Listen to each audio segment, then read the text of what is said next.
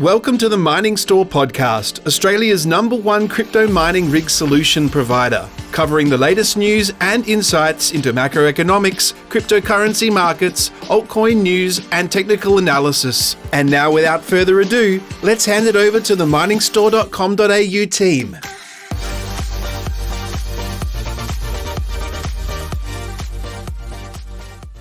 All right, guys, welcome back to another episode of Mining Store's Market Update.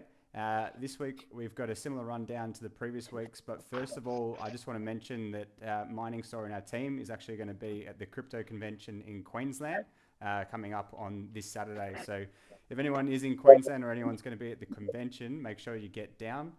We've sent an email out today with some ticket referral price. You can get 20% off your ticket price if you're wanting to come and visit us or spend some time at the convention at all. We're going to be having a S19 Pro miner up for grabs. You can win it for free just by coming to our stall. There's going to be a QR code there. You can scan, put yourself in the run to win it, and you can take that one home if you do win. So valued at around $6,000 to $8,000 depending on where the market's at, and you'll be able to take that one for free.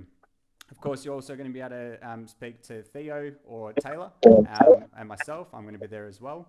And we're going to be able to run through any of your questions and hopefully educate you on the crypto market and mining in particular.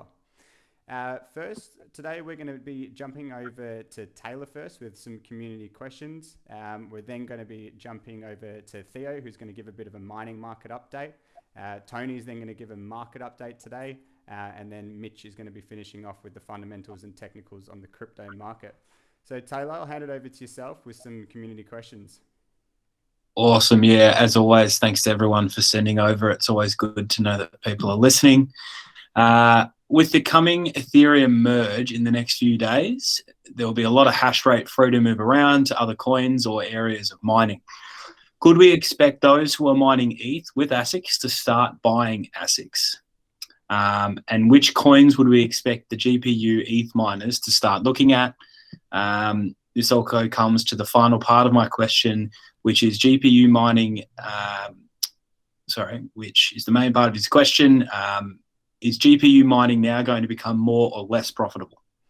For sure. So I think we've covered this one in a couple of our episodes briefly, but the main question here really ties around this big ETH merge that's coming up. Obviously, people aren't going to be able to use their GPUs to mine Ethereum anymore. And I guess like the biggest thing people are wondering is where is all that hash power going to go?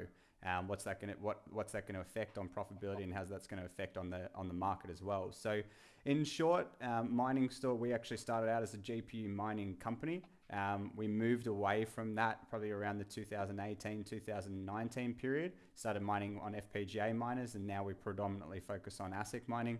And the reason for that is there's really not that many profitable coins to mine on the GPUs these days.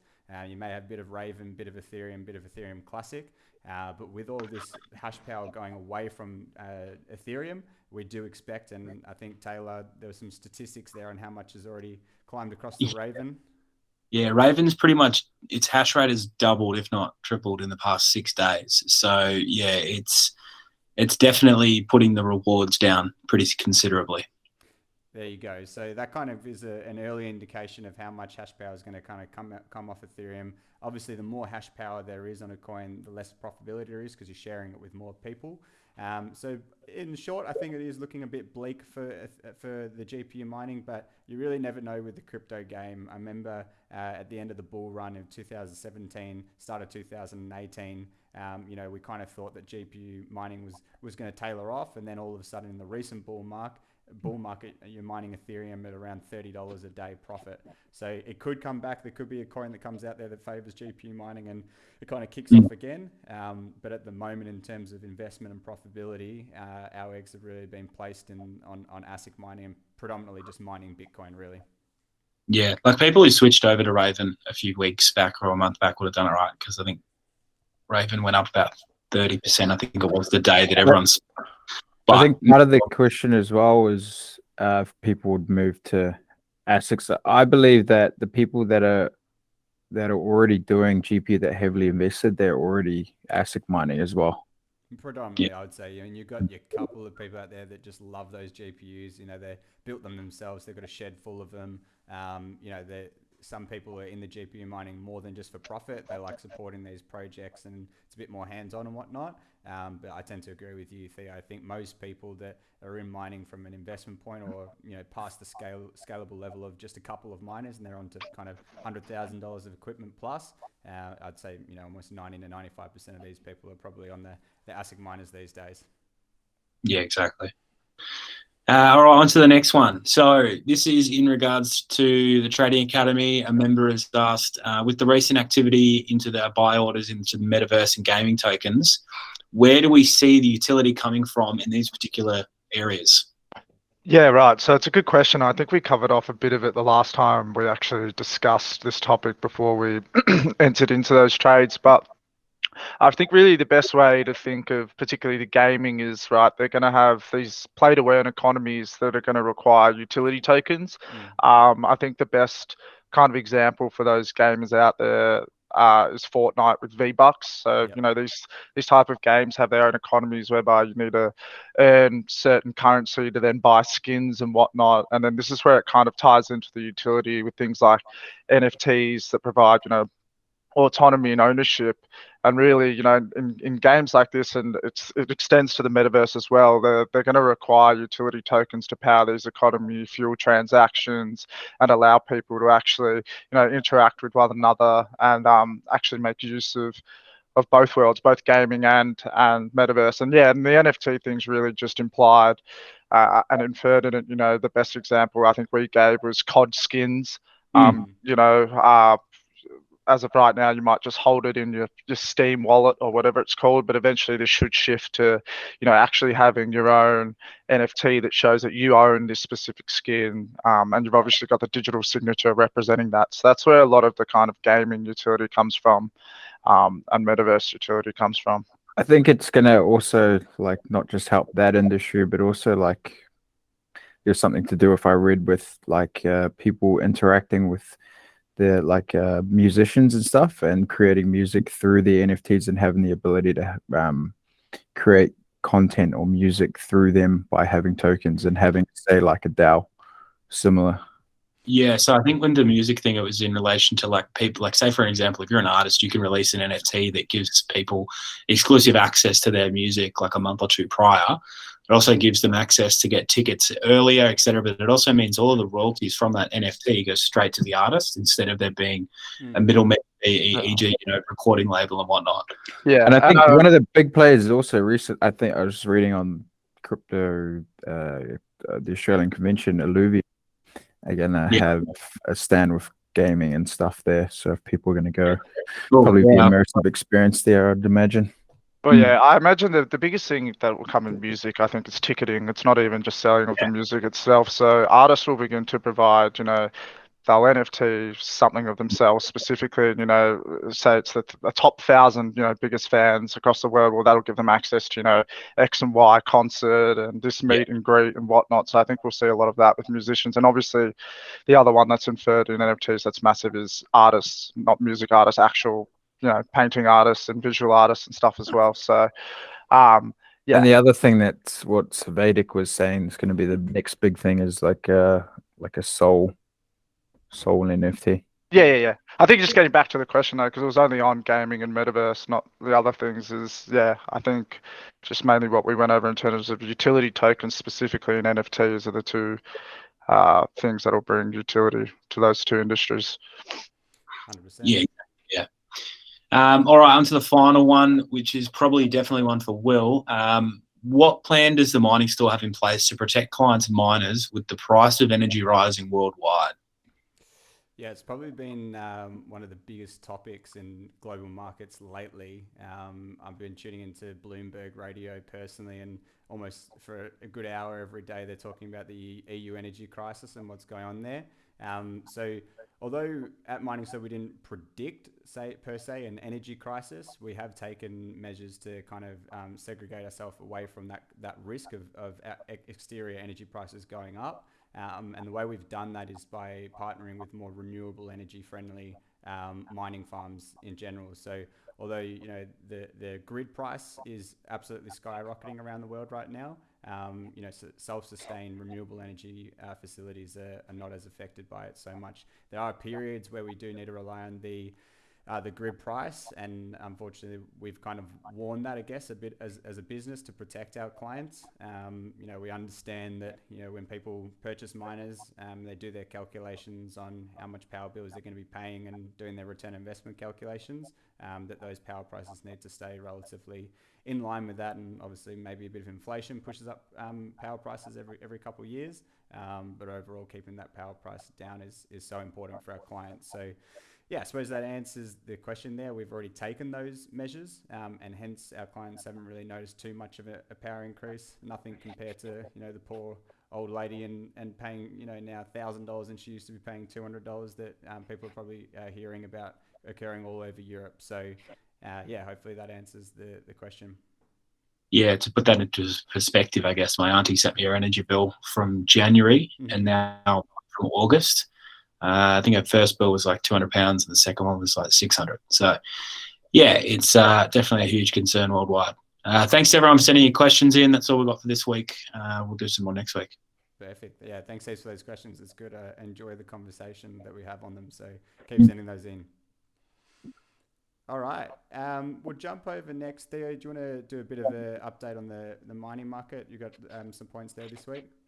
Yeah, cool. So first of all, most people that are mining would have noticed that the hash rate has climbed quite a bit. It's also, to a degree, fast-tracked some calculations for the halving event, which most people that are in Bitcoin know that the halving event brings an added benefit afterwards. Well, we've had 3 halvings in total, and every single one we've at least seen a bull run, relatively soon after. So yeah, it could be a good thing heading into the future. And I think probably the other main point to talk about as well would be the White House crypto mining report that did come out earlier this week or through the weekend. It did have good and bad stuff for mining, but it wasn't one-sided, which is a good thing. Like, it wasn't too one-sided. They actually had people in the ground, from what I was reading, getting the data from critics and advocates alike. So from our perspective, we know the numbers, and it's to a degree it's always going to be a threat to a current convention legacy system that's been around for the last 200 years. But I think the key takeaways on the advocate side would be the fact that it's job creation, fast tracking innovation for renewable energy, and the list goes on, just in terms of like flared gas, and even just some of the people that have called us, even us over the last 6 months, have been renewable guys from that space. So it's a lot of people either wanting to dip their toes in from that space, but also they're also basically co-collaborating to even bring a brighter future. And I feel like, obviously, and to take the credit side as well, I suppose, the worst scenario would be there probably maybe some policies that may hinder the growth of cryptocurrency overall, but it's here to stay. If you look at it from the perspective that it's not as if kids these days aren't using technology. They're the ones getting older. They're the ones that are playing Fortnite and all these different games. They're getting used to using tokens and stuff online without them even knowing it. And once sort of that cross-pollination of blockchain and that ecosystem combines, we're going to be in a different paradigm. For sure. I'm sure you guys have realized, like over the past year or even 2, I know I personally have, the caliber of clients coming through is, such a broader range. It used to just be, people that are into gaming, like back in 2016, that were into crypto, and then it soon evolved into people that, wanted to make a bit of an extra dollar. Now it's evolving into people that just, really appreciate and understand the benefits of the technology, and scaling up to institutional level investors that see the future of it coming out. So it's developing fast. Regulations are part of that. So thanks for the update on the regulation side, Theo. No worries. That's good. All right, we'll jump over to Tony for more of a global market update. and then Mitch is going to finish it off with the crypto fundamentals and technicals. Yeah, sure. I just want to kind of follow up on one thing that Theo talked about, which was the hash rate going higher and the halving event now moving forward in time. So previously we did discuss the average Bitcoin market bottom, which takes place 401 days before a halving event. So if the halving event is now coming forward, that also brings forward our bottom and sort of like estimate, which now kind of puts it towards the end of 2023. Towards the end of this year. So if the halving event is coming forward, then we can possibly expect a bottom in the Bitcoin market around December time this year. Mm-hmm. Cool. So on the fundamental, the fundamental side of things, not much to report in terms of a data side of things since our last podcast. The key thing we kind of want to discuss is the technical breakdown on the dollar index, which has pushed all risk assets higher. We did highlight that kind of rising wedge formation on the dollar index last week, and we were looking to play a weaker dollar scenario, and that has played out perfectly since our last podcast. So we've now seen a technical breakdown on the dollar index. We've seen a 5-wave impulsive move to the downside. So that is, in Elliott wave terms, now a bullish technical structure. I think that was yesterday's chart, Mitch. That was it was. Sorry, it hasn't been updated, but that's right. Yeah, there's now a 5-wave structure down on the dollar index. So that is now that's it. Yeah, so that's now completed, which is a bearish technical structure. We're now expecting a corrective rally higher on the dollar index, possibly coming out after the inflation report later this evening as well. So I think the Federal Reserve is still very much set on a 0.75% interest rate hike in the next meeting. I don't think inflation coming down tonight is really going to impact that decision too much. So we may see a short-term rally on the dollar index before the next leg down. So it's in the early stages of moving lower. It's looking good for us. Just a waiting game. Yeah, they don't seem to be budging, do they? I mean, we've been hearing it on that Bloomberg radio they've been listening to. They're actually commenting constantly that, for one of the first times, they're doing what they say they're going to be doing, and the market seems to be a bit shocked by it, but that's the direction that they're going. I think it's about credibility. So over the past couple of years, the Fed has lost a lot of credibility, expecting, or suggesting that inflation was going to be transitory, then changing their tune. So now they've got to kind of stick to their guns for a while to restore some of that credibility. And if the Fed isn't seen as being credible and sticking to their word, the market just won't react to what they're saying. So for the markets, for them to have control of the market, they need to have some sort of credibility with the market and kind of follow through with what they're saying they're going to do as well. Yeah, I mean, it's a sense, like, personally looking at it from an investor's point of view, it's it's actually refreshing, like there's nothing worse than being told one thing or the projection showing one thing. You start, loading into your assets, and then, randomly it just starts dropping down. You don't really understand why. So, it's a better thing, in my opinion, to kind of let the damage be done at once, and then reset the economy and then allow it to come back up. Yeah, definitely. I mean, we're all expecting a 70 or a 0.75% rate hike next meeting. I don't think there's going to be any surprises there. It's going to be the concert, the following meetings. Are they going to be 0.25? Are they going to be 0.5? Is it gradually going to start tapering off to a pivot as we go into a possible recession? And that may also align with the bottom in the market towards the end of this year. So it's hard to see a bottom in the market just yet. Generally, the market bottom doesn't occur until the Fed actually pivots to reduce interest rates. So on one hand, the market's looking healthy. The dollar index has pulled down and broken down from that rising wedge, which is a good sign. Bitcoin's up, cryptos are up, but it's hard to see a bottom just yet without the Fed actually pivoting. So yeah, it's interesting market. 100%. Very good. Well, we'll hand over to yourself, Mitch. You go through your fundamental and the crypto market update. Yeah, it was Tony. Did you want to touch on your new thing as well, or? Yeah, sure. It was just a little write-up from Credit Suisse about headline inflation. So they're expecting headline inflation to fall 0.2% month over month, which would be the first decline in headline CPI in 2 years, mainly being driven by gas prices declining over the past couple of months. So not too much in terms of going into the details too much there, but they're still expecting the Fed to remain hawkish, given sort of the unemployment data still being at record lows. So they're not expecting any surprises there. So they are expecting inflation to taper off, but the Fed to stay on track with their rate hikes. Cool. No worries. Alrighty. Well, we'll jump into. Sorry, this is just the DXY. I'm gonna have to scroll down. We'll launch into Bitcoin first. I just wanted to quickly, as a first thing, because some of the listeners on the podcast might not have seen this. I think most trading academies have, but I just wanted to discuss why we headed down and what actually occurred. So we had a negative trend line here, and obviously key horizontal resistance here. This pretty much represents the ascending channel or bear flag that we're in, and yeah, all the confluences there for us to kind of head down. I know the podcast listeners saw heaps of times the rising wedge, the bearish pennant, and also the bear flag. Obviously we had, but I decided last week to save you guys not showing them, and then I think probably 4 hours after they all played out, and we had this steep drop and this steep drop down to here. So bad timing, but that all happened.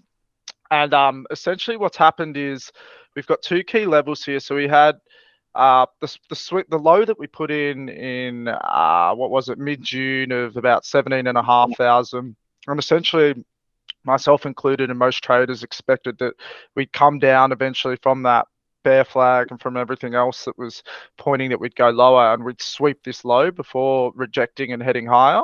What actually happened was we swing failed this 0.886 Fibonacci level and have since retraced, which I personally think is a huge pivot in the scheme of things. I know Tony's come out bravely and declared there's a Bitcoin bottom in December, but my thinking may be slightly different.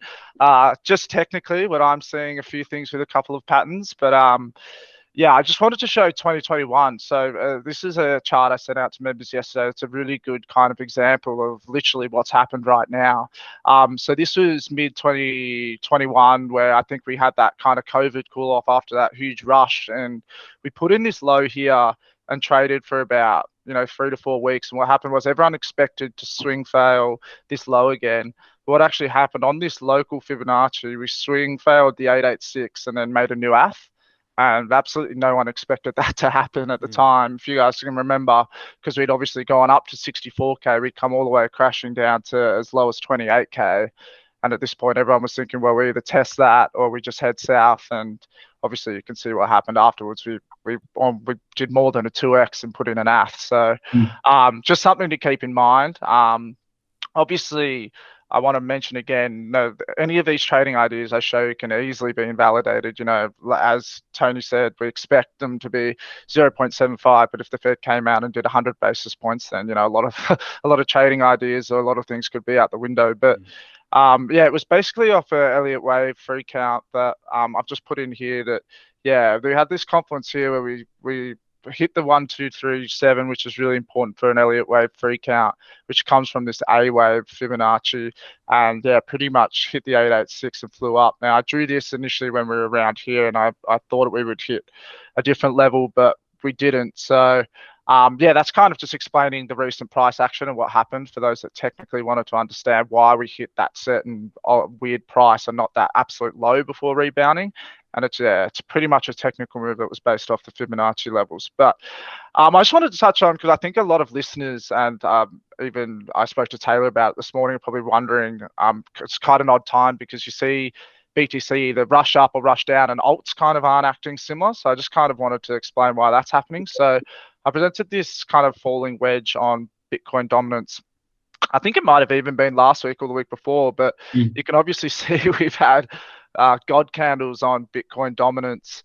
And I also kind of want to show the BTC, and the market cap BTC, the same chart, but on a 3-day time frame. And you can see that we've kind of been in this range where we've just spiked up. And you can probably expect a movement at least up here if we do see BTC perform technically really well. And it's why you're seeing that alts, so you might see, you're probably used to seeing BTC, if it puts in a 5% day, that alts are putting in a 12% day or a 15% day. And you're not seeing this at the moment. And that's because, more and more Bitcoin is taking up the market currently, whilst people are kind of shifting out of alts in a bit of a worrying time. I just want to show that in terms of the bit of a reverse on ETH-BTC. Obviously, people probably been asking, well, why has ETH been outperforming BTC? If you go to the ETH-BTC chart, you can see how steep that kind of ETH outperforming BTC was, but we've actually seen a reversal in kind of the last few days and the last week or so, which you would have noticed. So just for those listeners, I think you can expect as this begins to reverse and that BTC dominance climbs, that alts might not be reacting as strongly as what you'd expect. And you need to probably take this into account if you're waiting on DCAs or buy orders and whatnot, because they may shift now that BTC is being a bit more dominant. I won't touch on the fear and greed. That's kind of just touching on the fact that we're still in quite a fearful time. Even though the euphoria of that we've literally gone up from 18.5K to 22.5K in a matter of a week, that everyone is still fearful. And it's not just a time to, be irrational and start to get kind of happy with how things are moving, because everything can be invalidated.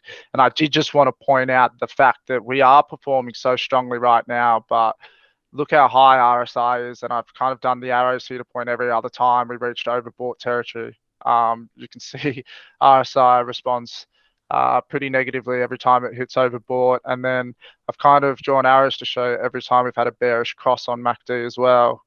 And you can see these all correlate in the price, right? So here's RSI, here's the price, here's the price, here's RSI. So, if we do get a bearish cross on MACD, or RSI does start to cool off, you may expect that we potentially hit the 382 level on Fibonacci or the 0.236 and begin to retrace a little. Potentially there may be hitting the golden pocket and bouncing off there. I wanted to quickly touch on Ethereum, but not a heap. I think it would be rather brave to try and technically chart Ethereum before the merge, as any of your technical ideas are most likely to be thrown out the window. But I did send this falling wedge pattern a while back, and I did make the comment that I sent it when we were about here and we were playing out a bearish head and shoulders pattern.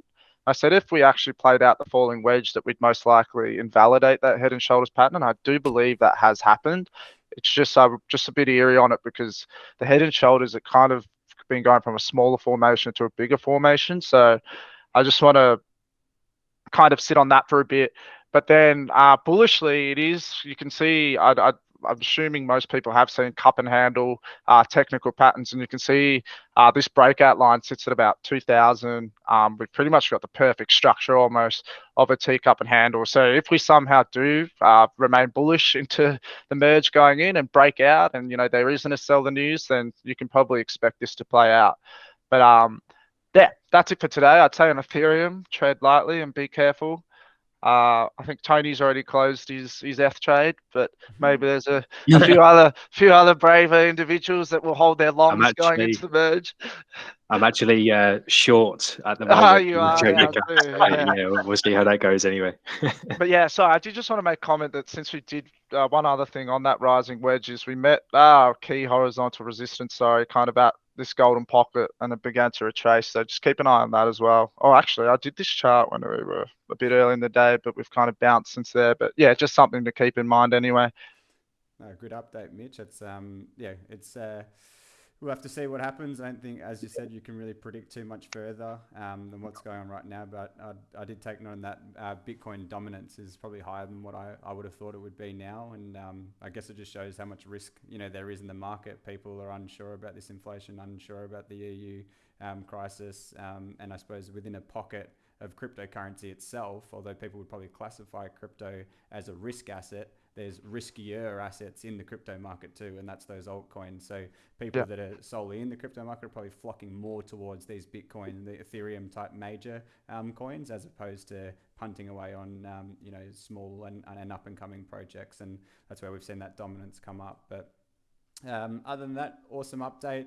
For those of you that aren't in the Trading Academy, I suppose just to plug towards it, we've had some really good entries into some of those projects we're talking about from the community questions, some of those gaming projects. I mean, we won't celebrate our wins yet. I think I said to Mitch the other day, should we get an email out to people?